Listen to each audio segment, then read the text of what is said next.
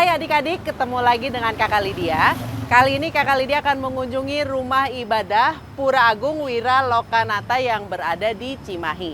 Di dalamnya seperti apa dan ada ritual apa? Ikutin yuk! Nah adik-adik, kakak sudah berada di area dalam dari pura dan kita akan ngobrol-ngobrol dengan Pak Ketut. Nah, Pak Ketut siapa dulu yuk adik-adik?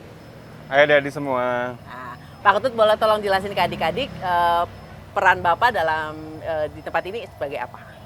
Perkenalkan, nama saya Ketut Wiguna. Saya adalah Ketua Pengurus Parisada Hindu Dharma Indonesia Kota Bandung dan juga Sekretaris Parisada Provinsi Jawa Barat. Nah, Pak Ketut terima kasih sudah menyambut kami. Ya. Nah adik-adik biasanya kita kasih tahu salam dalam agama tertentu. Ya. Nah kalau dalam agama Hindu salamnya seperti apa Pak? Dalam agama Hindu, kita kalau bertemu mengucapkan salam Om Swastiastu. Artinya semoga senantiasa dalam kondisi baik dan diberkati. Amin. Nah adik-adik setelah tadi kita mengucapkan salam, kenalan dengan Pak Ketut, sebelum saya boleh masuk ke dalam pura, ada ritual pembersihan yang harus dilakukan. Ya. Pak Ketut akan menjelaskan dan saya juga akan menggunakan kain dan juga air sesuai dengan tata cara. Boleh dijelaskan Pak? Baik, untuk memasuki tempat ibadah pura, seperti halnya tempat ibadah yang lain, ada proses penyucian atau pembersihan terlebih dahulu.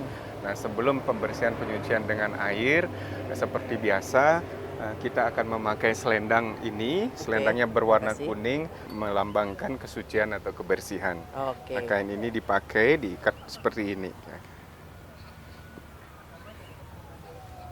Diikatnya bebas, tapi harus dipinggang Pak? Pinggang. Oke. Jadi berikutnya adalah akan diberikan air suci seperti ini. Ya. Nanti yang pertama adalah 3 kali di kepala, kemudian di tangan dibuka. Oke, sekarang kita akan masuk ke dalam ya adik-adik. Nah Pak Ketut, kita kan sudah masuk ke area puranya nih. Kalau misalkan kita lihat, kalau adik-adik juga sering lihat, pura itu sangat luas biasanya dengan area-area terbuka.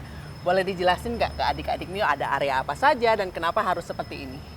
Jadi secara umum pura itu dibagi menjadi 3 area dia. Oke. Yang pertama di wilayah luar itu kita sebut sebagai Nista Mandala, biasanya untuk berkegiatan sosial, kegiatan terkait keagamaan di sana.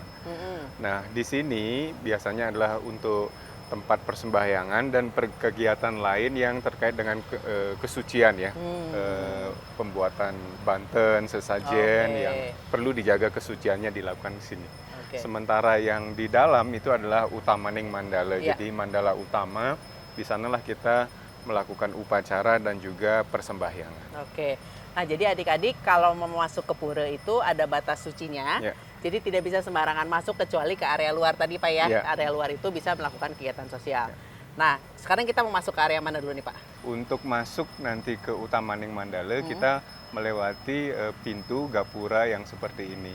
Nah ini berbeda dengan gapura yang pertama. Kalau gapura pertama dia menjulang tinggi, terbuka, sementara yang ini dia tertutup di atasnya, seperti itu. Apakah ada arti khusus kenapa perlu menjulang tinggi? Yang pertama, gapura ini adalah simbol bahwa kita itu masuk ke suatu area dimensi yang berbeda. Halnya seperti gate lah gitu ya. Seperti itu. Kemudian kalau dia tinggi, memang kalau kita lihat di sini melambangkan kesucian, lapisan-lapisan alam suci seperti itu tuh 7 lapisan alam. 7 lapisan alam. 7 lapisan alam suci. Sementara kalau kita perhatikan di sana ada semacam simbol raksasa. Itu menyimbolkan bahwa kalau kita mau bersembahyang ke dalam, tanda kutip bertemu dengan Tuhan, maka eat yourself. Jadi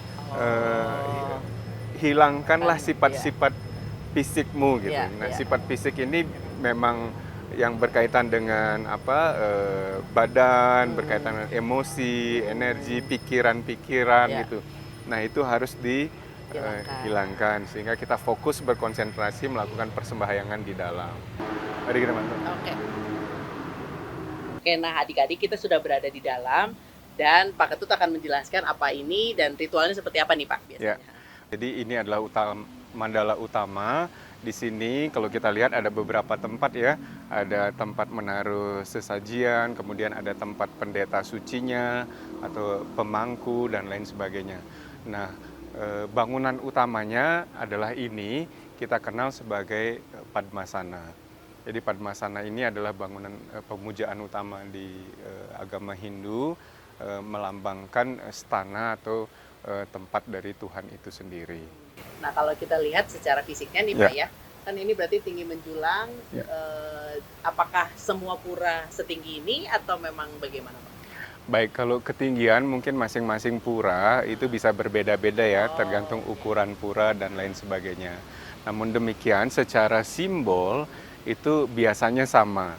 Jadi kalau adik-adik lihat, di bawah itu adalah ada kura-kura dan ornamen-ornamen berbagai bentuk ya. Kura-kura itu menyimbolkan inti bumi, api inti bumi. Kalau di badan kita itu tungku api energi di bawah gitu, kira-kira seperti itu.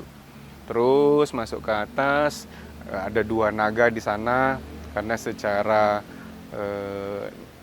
energi di tubuh kita ini ada 2 aliran energi utama, energi Ida dan energi Pinggala. Memang bentuknya kebetulan seperti ular double helix dia, sehingga di sini disimbolkan dengan 2 naga itu. Jadi sebenarnya tempat pemujaan ini juga sebetulnya menyimbolkan dari badan fisik kita. Nah, umat Hindu mengenal mikrokosmos dan makrokosmos. Makrokosmos adalah semesta, sementara mikrokosmosnya kita. Di struktur kita sebenarnya sangat mirip.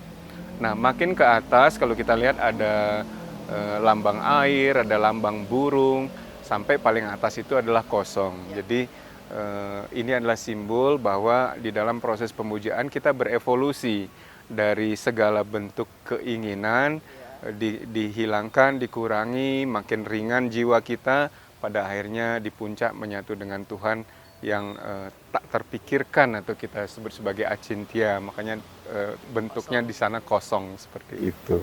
Nah, adik-adik juga mungkin penasaran sama seperti saya nih Pak. Di depan, di bawah, bagian bawah ada daun-daunan ini disebutnya apa dan fungsinya sebagai apa? Ya, jadi kalau kita lihat di sana ada bunga, ada janur, kemudian juga kalau kita lihat ada satu benda yang di dalamnya juga ada kelapa gitu ya. Jadi buah-buahan isinya di dalamnya. Jadi di dalam Hindu bentuk persembahyangan atau persembahan itu biasanya adalah berupa bunga, buah, air, dan api suci. Jadi kalau kita lihat ada dupa juga atau hio di sana gitu. Nah, ini kalau bunga itu adalah melambangkan pikiran yang suci, pikiran yang ikhlas dan suci.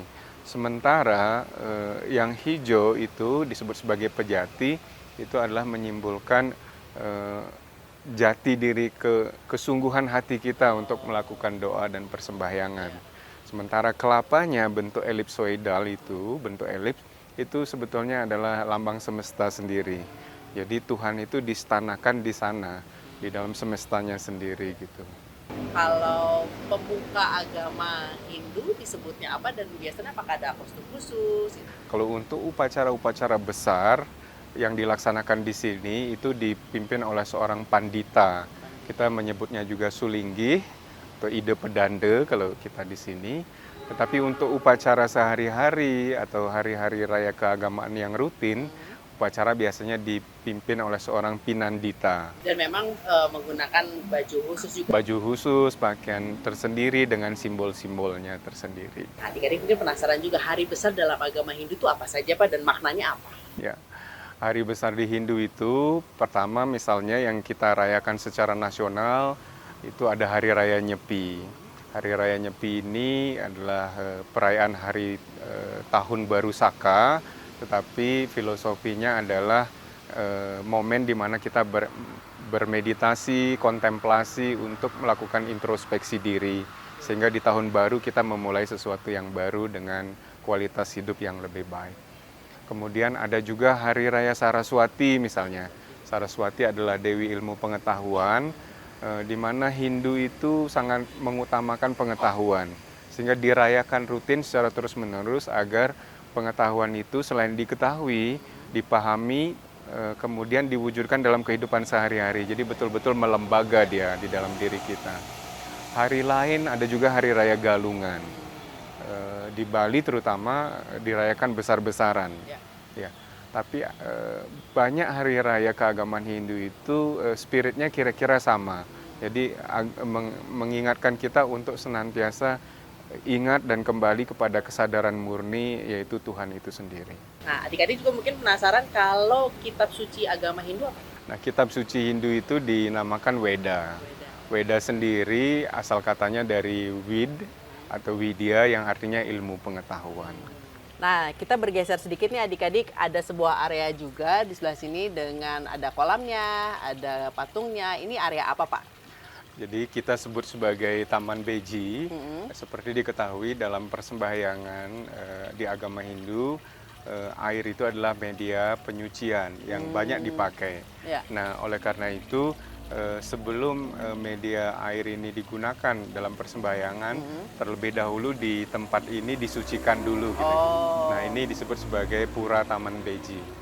Oke, nah adik-adik, kalau adik-adik lihat di sini ada yang meletakkan uang dan juga ada daunnya. Ini apa, Pak? Boleh dijelaskan dan istilahnya apa? Baik, ini kalau kita lihat, ini adalah Banten sesajian. Ini juga sebetulnya simbolis, tadi sudah disampaikan ya, bunga itu melambangkan kesucian pikiran. Nah, kalau yang untuk di bawah sebetulnya biasanya didominasi bentuk-bentuk segitiga. Karena menyimbolkan api ya, jadi penyucian alam bawah, api yang di bawah seperti Membersihkan itu. yang di bawah. Membersihkan nafsu dan lain sebagainya disucikan. Nah, kalau dia sudah ke atas bentuknya biasanya segi empat. Simbol air. Jadi simbol air itu juga penyucian yang di level kedua. Nah, nanti kalau yang di atas kelapa itu lambangnya bulat, penyucian udara gitu ya. Jadi ketiga wilayah matra ini di bawah, di tengah, di atas semua disucikan. Sebetulnya ini adalah prasarana untuk persembahyangan, tapi intinya adalah prosesi penyucian. Oke, ada satu area lagi di sebelahnya yang utama tadi. Ini disebutnya apa, Pak, dan fungsinya untuk apa?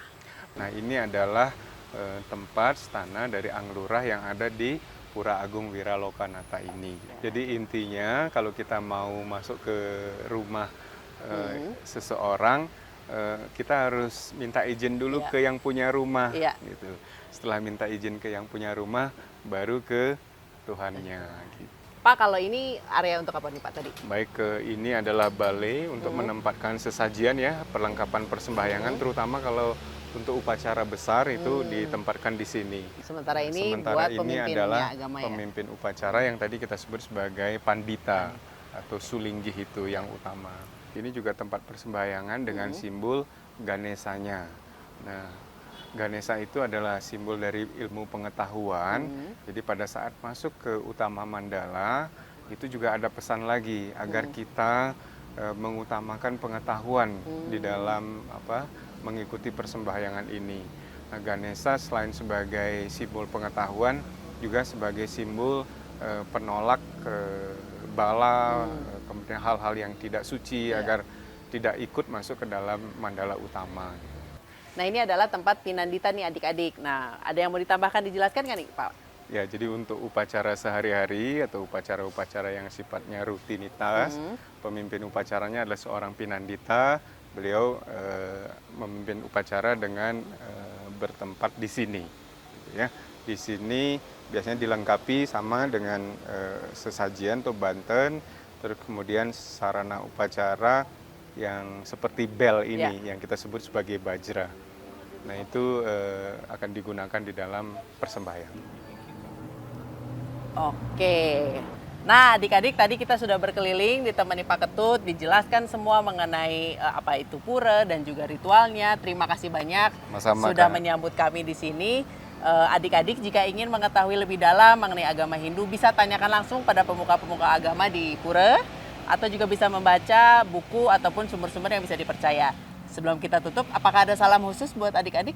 Ada, kalau di agama Hindu untuk menutup acara atau kegiatan kita mengucapkan Om Santi Santi Santi Om. Terima kasih Pak Ketut, terima kasih Sama-sama, Kak. adik-adik.